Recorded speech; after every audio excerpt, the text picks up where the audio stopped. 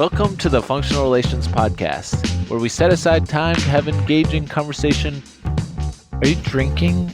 Oh, is this a practice run? Yeah, can you hear that? Yeah. Oh, yeah, it's a practice run. Oh, good. It's a practice run. Oh, yeah? It didn't feel like a practice run. You can hear my drinking, though? Yeah, because the thing is, the microphone is at your mouth, and you're drinking in your mouth. Yeah, okay. Okay.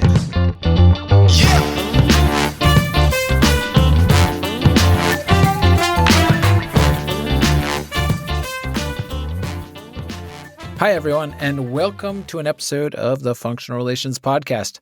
I'm Zachary Bird. And I'm Caleb Davis. This season, we're going back and forth between episodes for supervisors and episodes for students and trainees. Exactly. So remember, this one is not available for CEs because it's for the students, people who don't need CEs. Yeah, students don't need CEs. And this content is directly from the task list. So I think that this is where Caleb and I will start to discuss items from the 5th edition task list, and you can expect a description of the item, why we feel this is important, and some examples that we found helpful when learning about these concepts. Yep. And during this episode, Zach and I will be discussing part of task list item A2. There's a number of definitions and items within this A2 task list item, but specifically we're going to be focusing on determinism. So, Determinism. We're going to spend some time unpacking determinism. Yeah, Caleb, this is like our favorite topic. I know. I feel like we've spent so much time talking about this, not only when we were in grad school and first learning about it, but just ever since then, it'll come up in conversation and we'll end up discussing it some more. So what better way to kick off this I guess, student episode, our first one, than discussing one of our favorite topics. Yeah, and just for people listening, we're giving this a try. So give us feedback. We would love to hear some feedback about if people find this a useful use of the podcast or if they feel like it's kind of dumb and so we should stop doing it. We'd love to know what you guys think. If you have any ideas for potential different parts of the episode that you think would be useful for students, if you're a supervisor and you have some students and you're just listening now to see if this is something you want to have your students listen to, let us know that too. We'd love to hear from you. Yeah, it sounds like we're pretty flexible, Zach, with the direction we would take this type of episode in. Yeah, absolutely. Yep, for sure. This is just a little test run, a little pilot episode, and so we'll see where it goes. So let's see. Determinism. Do you want to start with the definition? Yeah. Sorry, I was laughing because you kind of said that weird. It's like determinism. Determinism? Yeah. It's an ism. All right. So I'll get us started with the Cooper definition, right? So word for word, what's sense. in the back of the Cooper book to get us all on the same page. And then from there, we can discuss a little bit less technically what determinism means. So determinism, assumption that the universe is a lawful and orderly place in which phenomena occur in relation to other events and not in a willy-nilly accidental fashion. I'm sure many of you listening to this, if you're a student, you might already have a nice flashcard for yourself to study that has that. I hope so. Perfectly described definition written on one side of it. So I hope we're all on the same page. Zach, do you have any questions about the definition that I just read? Yeah, did that sound right to you? It sounded right, but then I thought, did Caleb just insert willy-nilly into the technical definition? Yeah, it's kind of funny, actually, that is part of the technical definition, but it seems like a really untechnical thing to say. But no, it's legit. So that is officially in there. Yeah, willy-nilly. Okay. Yeah, I mean, I think it's great. It's a good word to put in that situation. Yeah. In non-technical language, how would you describe this to someone?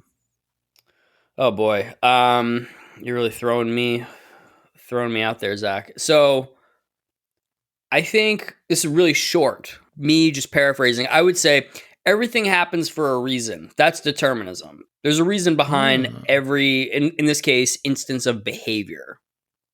Okay. As behavior I analysts, I think would. the events that we're concerned with are, in our science, behavior.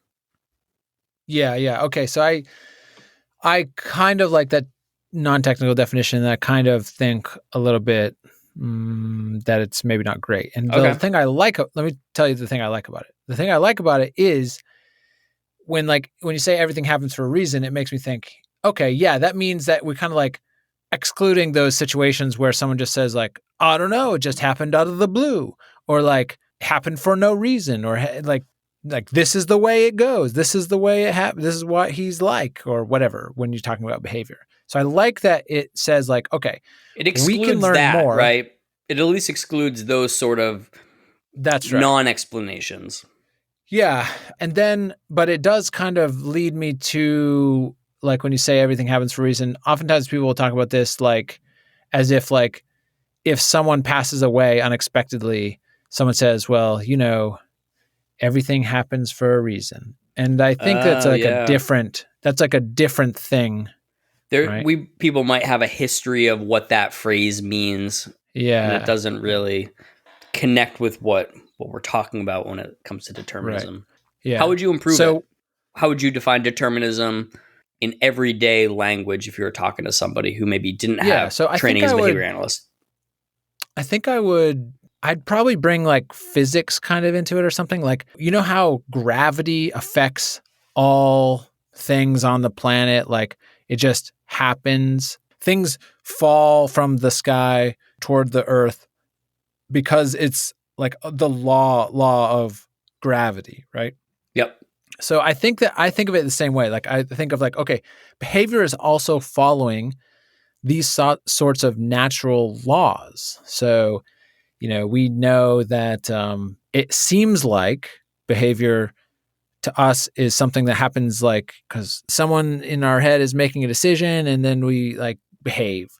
And I think a behaviorist might think of it as just say like there are natural laws that our behavior is following, like reinforcement, like punishment, like having these sorts of like natural properties that means that we can search further for the actual explanation.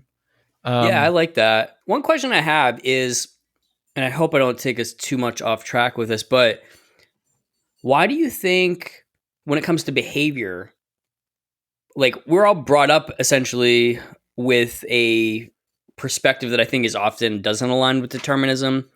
So if behavior happens, it's not uncommon for people maybe to point to like very mentalistic explanations. Whereas, if any of us saw an apple fall from a tree and was just like hovering in the air, we'd be like, oh my gosh, what the heck is going on? Like, what is the reason behind this? And I kind of like draw a parallel where, like, if you don't understand determinism, I feel like when you're reviewing behavior, you're just like, do you know what I'm saying with that? yeah, it's like you'd make a prediction that Yeah. the apple's going to fall to the ground, and it'd be very surprising if it did not fall to the ground. Yeah, like we all know enough about gravity just in everyday life. We're Yes. all familiar with those laws where if something is out of the ordinary, we'd be like, "Oh my gosh." So, what I think where I'm going with that is I think like in general our society just isn't that familiar with the laws of behavior, and that's why we That's right. we have we could see some behavior kind of akin to an apple hanging in the air and nobody really questions it, right? So I think like as behavior Yeah, analysts, yeah. we should recognize that there if something is not acting or doing as it should according to the laws of behavior. Yeah, determinism, I would say, is the reason we can even have a science of behavior, right? Yeah, I would agree with that. If there were no laws about how behavior works, then there is no science of behavior. There's no such thing as applied behavior analysis. There's no such thing as behavior analysis at all. Right, like when we drop a phase line on a graph and we're implementing an intervention, the idea is that we understand how behavior is influenced by consequences, and we are predicting that we're going to see a change in a certain direction. right? And if it doesn't Right. happen, we're like, whoa, what's going on? Like, I did these assessments. I thought I understood the variables that matter. Why isn't my intervention working? So, yeah, Yeah. determinism, we couldn't be affecting behavior in a systematic way if it didn't follow laws. Right. I actually think there's more common sense. Like, I think we do have experiences Okay. with determinism from things like stories that we know that everyone's behavior is affected by laws of behavior, but we may not think of it this way. So like an example is like, so when we are training our dogs, right? We know that like the treat functions as a reinforcer and the dog's behavior changes as a result of this. And it's only because of this like natural law about the way highly preferred things function as reinforcers, especially as, when we think about these like unconditioned reinforcers. The reason this happens and can happen is because of reinforcement as a natural event.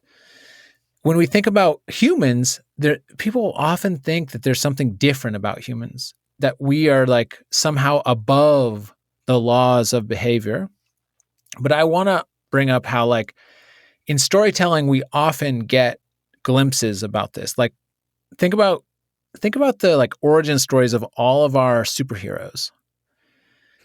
It, like when we think about this, like there's especially the superheroes have some reason why they got their power, or they have some reason why they have some weakness, or if you look at the villains, right? You often get introduced to the villains and you start to hate them, and then you hear their backstory about how they were abused or how they were something like Yeah. this, right? I saw was watching one of the Joker movies. I'm not a big like Marvel superhero person. So I didn't That know. sounds like that you aren't just by saying that. Yeah. Marvel So superhero just to person. make it Yeah. clear, I'm not. But I always knew that Joker was a villain, right? Yes. Um, Yep. but I didn't realize until I watched one of the Joker movies the whole backstory of like the tough background, and I think it was when Heath Ledger was in, and Yep. like that he was like picked on, and like there was this whole like backstory that you kind of see him rise to like his Mm-hmm. status as Joker. And then I don't know, I kind of felt sorry for him, and I felt like some compassion. And I was Right. like, like I definitely can see what circumstances influence that behavior. And it definitely helped me kind of shape my thinking around the Joker.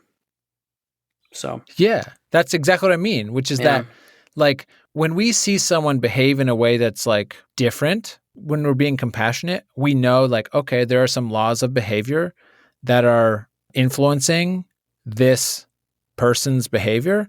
And we should be considering that. So a behavior analyst would ask, like, what are the reasons this person came to be this particular way? What are the reasons this person is yelling instead of answering politely? Or what are the reasons that this person is being aggressive instead of caring? And what are the reasons this person is being careless, like driving fast rather than following the speed limit? Like there's reasons for all of this.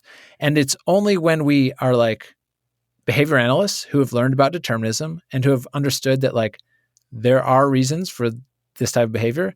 And when we're being in our best selves and being very compassionate, we can like try to understand why that would happen. Yeah. And I also think it's important not to just think about maybe problematic like behavior. Thinking about why are people successful? Why is somebody like exceptional at something?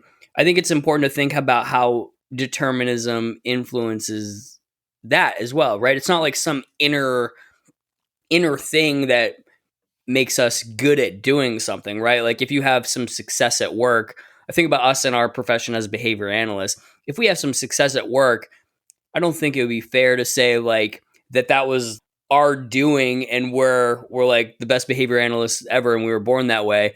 I think I would point to like my mentors and just people that I've had provide me with great training. Those are the things that have influenced my behavior when I'm, maybe do something that I feel like is maybe I'm proud of, if you will. So I think it's important to acknowledge like maybe deficits, but also successes, and those are all determined. Yeah, good point. Yeah, actually, okay. So here's my revised and better explanation for the people on the street. Okay. I kind of forgot this, but like when I go in and I'm talking to families, in my very first session, I often talk about basically how I'll say something like, all of our behavior is a product of our genetics and our experiences. Yep. That's what I say. And that I think is so when you think about your success as a behavior analyst, yeah, you need some good genetics, Caleb. You have to have basically a brain that functions in a way that you can learn quickly, because there's a lot of things to learn as a behavior analyst, right? And you have to remember them. So your brain has to be able to function in that way.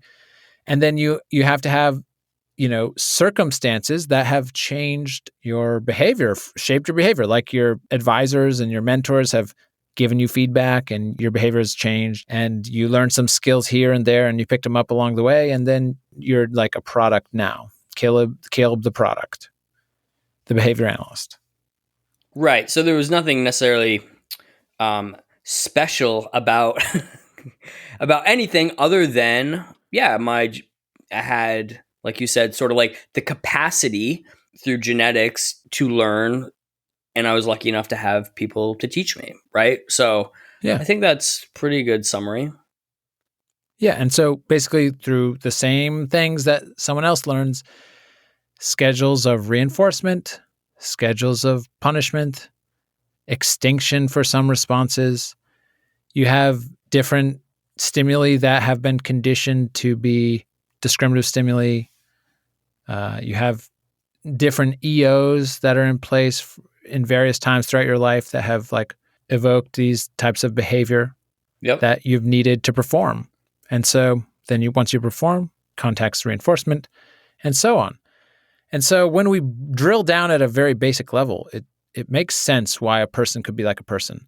But we have this long history of just, I don't know, it's just different. This is not the way like the average person thinks about behavior, right? It's just so different. I remember when I learned about determinism, I was in my early to mid 20s, I think. And I remember this idea. I was like, wow, this is drastically different from the way I've thought about things. Right. Things like free will. I don't know. Yeah, I don't know if it's too early in the episode to bring free will into it, but getting deep. Getting deep. Okay. I entered the field of behavior analysis as a believer in free will. And okay. So did I. And I think as I was learning about determinism, I realized that I just don't think that those two ideas are compatible. Like they don't align. And so I don't know, like it's something to grapple with. I'm sure. Did you have a difficult time coming to terms with that? Yeah, I did actually, but I think that there's somewhat of a smooth transition in behavior analysis. Okay. Because as I learned more about behavior analysis, let's imagine that I had like a cup of water, right? And the water is like my belief in free will or whatever. And behavior analysis is like, it's science. It's like a solid block of metal or something. And I put it inside the water, and the water eventually, just as the metal sort of sets in the cup, the water spills over and I lose it, but it was displaced. So my learning about behavior analysis displaced. So it was almost like an alternative explanation. It was stressful as water spilling out all over everywhere, but at the same time, I had something to replace it with. Like I understood now better. Like, okay, this is actually, it's not like someone just poured my cup of water out and then I was empty and like I was like stressing out. It's like now I have something that makes more sense than you the always thing had I a full before. Cup. Yes, the whole time. That's right. And now you have it just felt like delicious, behavior refreshing analysis kind of displaced cup of metal. This is all. Yeah. Nothing like a nice cup of metal. Delicious. Who wouldn't want to give up a nice glass of water for a cup of metal? It was useful for the analogy, though. That was good. Yeah, well, I mean, yeah. Like once you become a determinist, you don't need water anymore. You're just like, I operate off like steel. My heart. I am just a robot now. Yeah. I need metal. Yeah. All That just right. like fits into the stereotype of the BCBA, right? We're just robots now. Yeah. Anyways, so determinism, you did not overnight just abandon your free will perspective and pick up your deterministic view. It sounds like it was a process. What were the Yeah. things I mean, that what were the yeah. things that kind of changed your mind? Like what were the things that you saw and you're Okay. like, "Oh yeah, like I just don't think these." I, st- I What started made you analyzing my question own it? behavior. Yeah. Okay. My own behavior about so here's a great example. Facebook.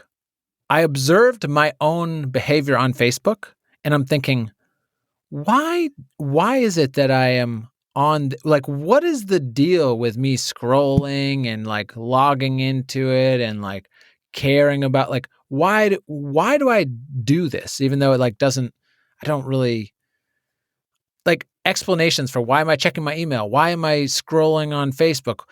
Patterns of my own behavior I start to like be able to analyze because it's almost like a generalization from classes, like saying, okay, what schedule of reinforcement is my behavior under when I'm looking at Facebook? Oh, it's some variable schedule of reinforcement because I don't care about every single post, but every third post, or sometimes on average, every seventh post is very interesting. And so this keeps me scrolling. And so, like, when I analyze my own behavior in those contexts, it's like, oh, so I'm like a rat in a little cage pushing for pellets. I get it. Yeah, yeah, yeah. So, does this sound accurate? Basically, rather than thinking that you simply go on Facebook because it's of your own free will, you figured out that there's this Right. variable schedule of reinforcement that presumably offered more reinforcement than the alternatives of things that you could be doing in your spare time. Yep. Yep. And I also like if we got to think about effort too, right? So it's not that Facebook is the most rewarding thing for me. In fact, I find it not very rewarding at all. But, when we learn more about effort and how that might affect behavior, that goes a long way in understanding it too. So just Facebook as an example. I'm engaging in such a low effort response. Yes, would I like to be climbing a mountain and seeing the beautiful landscape at the top? Yes. But Facebook offers a small reinforcer for very little effort. And the mountain is very hard to climb, especially when you're a clumsy guy like me. You know what I mean? It's really hard work.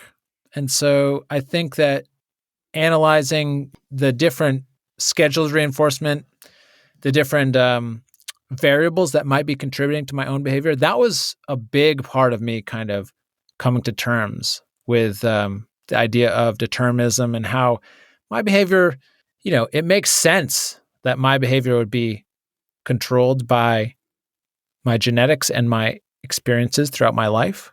So that makes sense. How Okay. about you?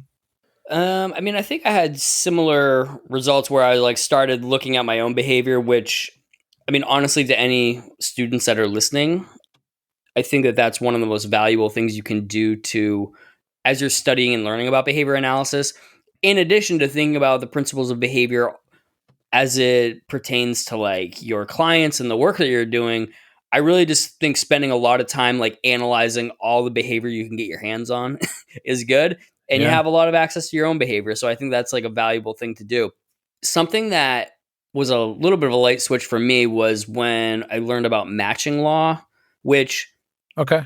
I know we haven't defined matching law, but essentially matching law is like you have choices and your behavior allocates towards the choice that offers the most reinforcement. That's just like a very simple overview. Would you agree with Sure. that, Zach? Yeah, it's close. Close enough for the Close purpose of enough what we're for trying to talk today. about right now. So, the idea, because I think this is something that's tricky, right? With like free will, is I would always think like when I believed in free will, like I have choices. Like I make choices all the time. Like I weigh my Yes, that's right. options and I arrive at the choice that makes the most sense for me. So I have free Mhm. will. Like I determine my own destiny, right? Like that's the way I Yes. would Yep. think about this. But I think when I started learning about matching law, it's like, oh, like you can have choices.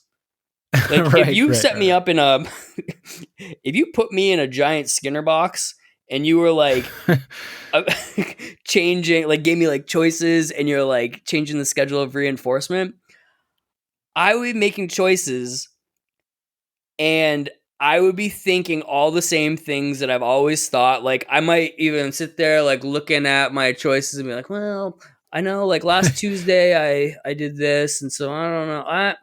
I would all my verbal behavior would be there, but ultimately like the choice that I arrive at is controlled by like those schedules of reinforcement or potentially other variables Yeah. too that we learn about in behavior analysis. So I think that to me was just like a big like okay, like you can still have choices and you can think about your choices and you can engage in like all that like verbal behavior covertly. At the end of the day, it's still what's driving the bus is those different schedules behind those choices.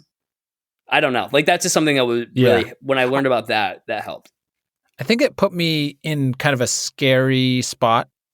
The recognition of that was like, okay, I think this is a little bit freaky that my behavior is, and that's also a little bit discouraging, right? You think that you've gone through your life and you've earned all of this stuff. You earned your degree to even, so you need a bachelor's degree to get into your master's program. To be a student right now, anybody listening to this podcast, you've accomplished things. And so you feel like I did that. I accomplished those things. And so you're trying to take it away from me, Zach. And it's not that. So there's two sides to the coin. On one side, you do have the situation where you can't take credit for your accomplishments because of all of the reasons that we could trace back to your genetics and then all of your life experiences. There are reasons why you ended up where you are, and that's great. But also, I found it actually very comforting. So you have these two situations that I find comfort in determinism. One is that it makes it easier to forgive others who've done things to us because we know that their behavior, or at least at a conceptual level, I understand there's a whole emotional piece to this that's very hard to, reckon with, but at a at a at some level, we understand that their behavior is determined by their genetics and their experiences, and they did something to you that you didn't appreciate. But their behavior is determined too. And then there's also some comfort in the fact that we might have done things that we're not proud of and we wish we didn't. We regret it now that we're smarter and better people. And so we can forgive ourselves because we understand that our behavior was determined. It was some combination of our genetics and our environment that created that behavior. And maybe we've learned, maybe there was consequence for that and we learned and we changed. And here we are. But we both can't take the credit or the blame. So there's probably some discouragement there, but there's also maybe some comfort. Yeah, I think determinism is a very hopeful idea. I think if we feel like things are out of our control to like we can't affect behavior in a meaningful way potentially, I think determinism kind of overcomes that in a way that we know if we're able to control things that matter enough, we should be able to change some behavior because of determinism. It's not necessarily out of our control in that sense. Obviously, you can't always control all the variables, but going back to what I said before, I guess like there's a reason for everything. I know Zach that you kind of pointed out some reasons why that definition isn't the best, but when something happens, as behavior analysts, our first assumption should be to recognize that there's something behind that. There's some variables causing it. And just because we don't know what That's they right. are, because like you said, Zach, I think like learning histories are long. Like if we're working with somebody who is 15 years old, like there's no way we're going to be able to access all the variables that matter and influence every decision. But that doesn't mean we shouldn't assume that they're there, right? We just might not know what they are. That's right. Yeah. And because we're in a spot where we understand that the people we're working with, both the people like our clients who may be younger kids or older kids or adults or whoever, and then also their stakeholders, maybe the people we're providing parent training to or that are working, other people that are working with our clients. If we understand that all of those people's behavior are determined, it gives us we can give ourselves a head start in working with all those people, because we say, okay, if I do this right, if I set up the schedules of reinforcement right, if I'm like a likable person and people like to work with me, if I can set the stage to make it easy for someone to be successful, then they will be successful, because it's, in some sense, it's not their choice. We've set the stage for them to be successful, and they will be successful. So I think there is a lot of hope in that, because we start to understand the variables associated with success, we can use them to our advantage as we become behavior analysts and then go on to have a successful career affecting behavior. Yeah. So I don't really have a good way to end this episode. I was actually just thinking, I feel like we've covered a lot. Do you have anything else to add, Zach? Because if not, I feel like I have heard this discussion be ended very well by somebody else, and I was just going to steal their words. But what do you got? The only thing I would say, I don't really have anything else other than I'd love to get anyone who's listening, love to get their feedback. So send us an email, functionalrelationspodcast@gmail.com, or hit us up on one of the social media sites to give us some feedback, because I'd love to hear what you guys have to say. Awesome. So I think to end this, I've been present for some of Pat Fryman's talks. And I think the way he's described, determinism, I don't know that he used the word determinism, but this idea that behavior is caused by circumstances. And I think this relates to, Zach, what you were saying, as far as we have genetic history, we have our life experience. That idea is really powerful, and it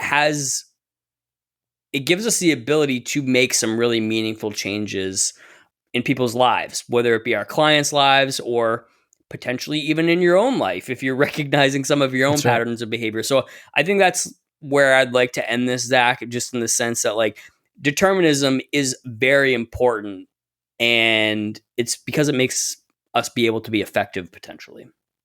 Yeah, absolutely. And we should drop a couple of links for some of the Pat Fryman. Ryan O'Donnell made a really nice few-minute video that had Pat Fryman in it, and it was about, I think it was the pink sweater lady or something. Anyway, I'll put a link in the show notes for there, and then maybe the most recent article that was published. Where was it published, Caleb? It was about, there's in no Java, such thing as I think. Bad boy in Java. Okay. Yeah, that's right. Yep. So we can post both of those, and that will be kind of some extra resources for you. But thank you, Caleb. Thanks, Zach. Good conversation. Yeah, thank you. This is great. We'll talk to you later.